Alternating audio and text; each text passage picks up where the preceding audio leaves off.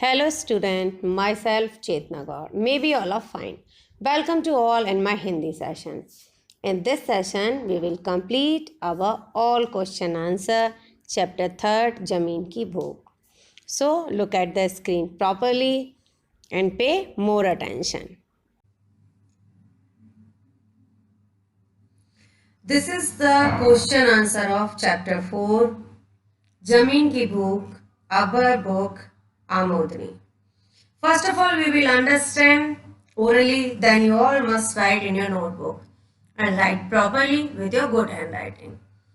There our first question is निम्नलिखित प्रश्नों के उत्तर दीजिए. लिखित प्रश्न क पार्ट इज महेश्वर को अपने गांव में किन परेशानियों का सामना करना पड़ता था. अब देखिए, जब हमने इस चैप्टर को पढ़ा था तो आपने क्या इस चीज को महसूस किया होगा कि महेश्वर एक अच्छा संपन्न किसान था. आस पड़ोस के सभी किसान उसको परेशान करने का कोई मौका नहीं छोड़ते थे. जिस प्रकार हो सकता था उसकी संपन्नता उनकी आंखों में नहीं समाती थी. मतलब वो जलते थे, जेलस फील करते थे, इसलिए उसको कोई ना कोई परेशानी नित्य नई खड़ी रखते थे. नेक्स्ट सेकंड इज सतलुज पार के गांव में जाकर महेश्वर किस प्रकार का जीवन व्यतीत करने लगा. देखिए, उसके पास एक व्यक्ति आता है, वह बताता है कि वहां पर बहुत सारी जमीन पड़ी हुई है और वहां आसानी से जमीन का पट्टा मिल जाता है, तो वहां रह सकते हो. तो वह भी वहां जाकर रहने लगा. उसने अच्छे खासी जमीन का पट्टा हासिल कर लिया, खूब सारे बैल जानवर आदि खरीदे और संपन्नता का जीवन वो जी रहा था. घर मकान सब उसने वहां पर ले लिया. नेक्स्ट है कोलों की बस्ती में पहुंचकर महेश्वर ने उन्हें किस प्रकार प्रसन्न किया. देखिए, महेश्वर को एक सौदागर ने बताया, वह उसके घर आया था कि एक कोलों के पास में बस्ती है, नेतानी नदी के पास. वहां पर सारी जमीन खाली हुई पड़ी है, उसका कोई यूज नहीं कर पा रहे वो लोग, क्योंकि वो पशुपालन आदि से अपनी जीविका चलाते हैं. और आप चाहो तो वहां जाकर अपनी जमीन को प्राप्त करो, जितनी आप चाहो उतनी आप प्राप्त कर सकते हो. और किस प्रकार से प्राप्त की जाती है, वहां जाके आप कंफर्म करो और जमीन के मालिक बन जाओ. महेश्वर वहां जाके क्या करता है, मिठाई, चाय के डिब्बे, बहुत सारे अलग अलग गिफ्ट लेकर वहां जाता है. सभी को गिफ्ट देता है, सबको प्रसन्न कर देता है, और जो गिफ्ट वो वहां के मुखिया को देता है वो भी सहर्ष स्वीकार कर लेता है. तो इस प्रकार वो सबको प्रसन्न कर देता है और फिर आगे अपना जमीन लेने का प्रोसेस स्टार्ट करता है. नेक्स्ट एंड फोर्थ इज कोलों के मुखिया द्वारा महेश्वर को क्या शर्त बताई गई, वह महेश्वर से कि उसका किस प्रकार पालन किया. कोलों के मुखिया ने क्या बताया था. आपने जब चैप्टर रीड किया था तो शायद आपने ये बात सुनी होगी या ध्यान दिया हो तो, कि कोलों के मुखिया ने कहा था कि आपको 1000 रुपये प्रतिदिन आप जितनी चाहे उतनी जमीन नाप सकते हो, परंतु शर्त यह है कि सूरज ढलने से पहले आपको इसी स्थान पर जाना होगा जहां से आपने जमीन नापनी शुरू की थी. और महेश्वर ने ऐसा ही पालन किया. उसने पूरा परिश्रम किया, पूरे दिन अथक परिश्रम के द्वारा उसने वह जमीन नापने का काम किया. अंततः वो उस स्थान पर नहीं आ पाया, वो उसकी लालच और उसकी महत्वाकांक्षा का कारण रहा. लास्ट क्वेश्चन इज महेश्वर की मृत्यु का प्रमुख कारण क्या था. महेश्वर की मृत्यु का एक ही कारण रहा, उसका लालच. अगर वह लालच ना करता, 2, 4, 10 किलोमीटर भूमि नाप कर अगर समय पर लौटने की कोशिश करता तो ठीक ठाक जीवित अवस्था में अपने घर तक भी आ जाता और आराम से जिंदगी के आगे के वर्षों को पूरा कर सकता था, परंतु उसके लालच के कारण सब काम बिगड़ गए. आइए नेक्स्ट है मौखिक प्रश्न. आपके सोच के प्रश्नों के उत्तर दीजिए. इसमें फर्स्ट आपका क्वेश्चन है, गांव के किसानों के बीच महेश्वर की क्या स्थिति थी. भाई, गांव के किसानों के बीच महेश्वर एक संपन्न किसान कहा जाता था. क्यों संपन्न किसान का क्या मतलब है कि उसके पास अपने जीवन को गुजारने के लिए एक मध्यम वर्ग से अच्छे साधन थे. उसके पास गाड़ी, बैल, जानवर, जमीन जायदाद, घर मकान सब कुछ था. आपके चैप्टर के अकॉर्डिंग ये आप हमें बताया गया है. नेक्स्ट है महेश्वर की संपन्नता गांव के अनेक लोगों पर क्या प्रभाव डालती थी. भाई, गांव के लोगों को उसकी संपन्नता फूटे नहीं सुहाती थी. क्यों फूटी आंख नहीं सुहाती थी, इसका मतलब है कि हर प्रकार से वो जलते थे, सामने से विनम्र बने रहते थे और पीठ पीछे कोई भी ऐसा मौका नहीं छोड़ते थे कि उसको नुकसान पहुंचाएं. कोई मौका नहीं छोड़ना. अगर दाव लगता है तो उसे महेश्वर को परेशान करने के लिए अपने मौके को उन्हें भुनाना ही भुनाना है। अफसर की ताक में रहते थे। नेक्स्ट, परदेसी किसान ने महेश्वर को क्या बताया?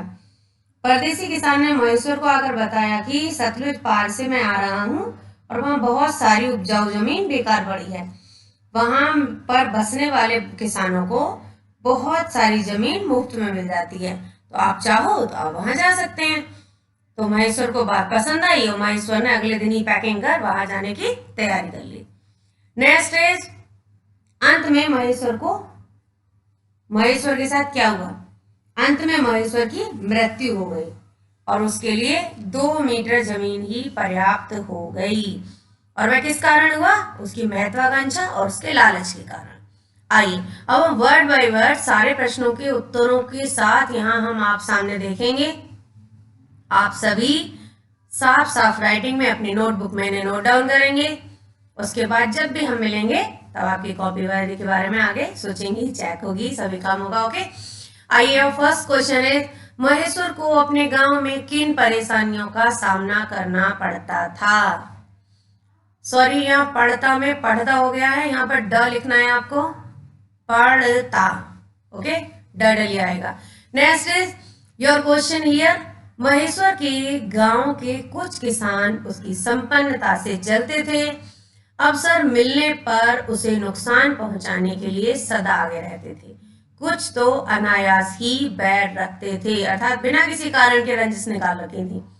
नेक्स्ट और सेकंड क्वेश्चन इज, सतलुज पार के गांव में जाकर महेश्वर किस प्रकार का जीवन व्यतीत कर रहा था? सतलुज पार के गांव में जाकर महेश्वर ने गांव की पंचायत में शामिल होकर जमीन का पट्टा प्राप्त कर लिया। वह 100 एकड़ जमीन का मालिक हो गया। उसने वहां एक नया मकान बनवा लिया। बहुत से जानवर खरीदकर खूब सुविधा के साथ अपना जीवन व्यतीत करने लगा। Okay, next your question is, कोलों की बस्ती में पहुंचकर महेश्वर ने उन्हें किस प्रकार प्रसन्न किया? कोलों की बस्ती में पहुंचकर महेश्वर ने उन्हें अपने साथ लाए चाय के डिब्बे, मिठाई के डिब्बे और अनेक वस्तुएं देकर प्रसन्न किया। Right properly your answers and question. Next your question is, कोलों के मुखिया द्वारा महेश्वर को क्या शर्त बताई गई व महेश्वर ने उसका पालन किस प्रकार किया?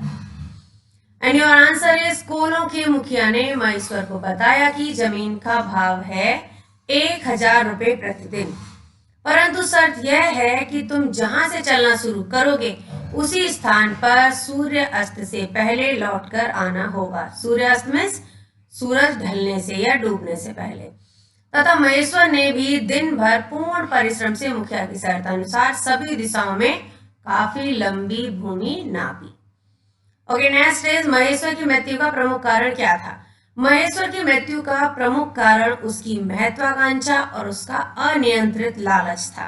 देखिए, अनियंत्रित वर्ड मैंने यहाँ इसलिए यूज किया है कि अगर वह थोड़ी जमीन नापकर समय पर लौटने की आकांक्षा रखता तो वह बहुत सारी जमीन का मालिक हो सकता था, परंतु उसका लालच इतना बढ़ता गया कि पहले इस साइड की भूमि पर, मतलब पहले पूर्व दिशा में भी भूमि ले लूं, पश्चिम दिशा में भी ले लूं, साइड में एक और बड़ा सा टुकड़ा उपजाऊ दिख गया तो वह उधर की तरफ भाग लिया, और इसी उसकी अनियंत्रित लालच की आकांक्षा ने उसको मृत्यु दिला दी। Okay, next question is, first one का, गांव के किसानों के बीच महेश्वर की क्या स्थिति थी? गांव के किसानों के बीच महेश्वर एक संपन्न किसान माना जाता था। नेक्स्ट, महेश्वर की संपन्नता गांव के अनेक लोगों पर क्या प्रभाव डालती थी? महेश्वर की संपन्नता गांव के अनेक लोगों को फूटी आंख नहीं सुहाती थी। वह अफसर की ताक में रहते थे कि किस प्रकार उसे परेशान कर सकें।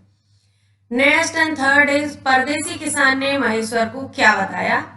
परदेसी किसान ने महेश्वर को बताया कि वह सतलुज पार से आ रहा है, वहां उपजाऊ जमीन यूं ही खाली पड़ी है और वहां की बस्ती में बसने वाले किसान को 20 एकड़ जमीन मुफ्त में मिलती है। Okay, now next question is, अंत में महेश्वर का क्या हुआ? अंत में महेश्वर की मृत्यु हो गई और उसे 2 मीटर जमीन ही मिली, अर्थात उसकी कब्र के लिए केवल 2 मीटर जमीन पर्याप्त हो गई और उसकी मृत्यु हो गई। वह किस कारण हुआ? उसके लालच के कारण। So student, may we understood all of you, your all question and answers, write properly with a good handwriting. Student, this is your today's session. Next lecture will be continue. Thank you and have a nice day. Be safe and be happy.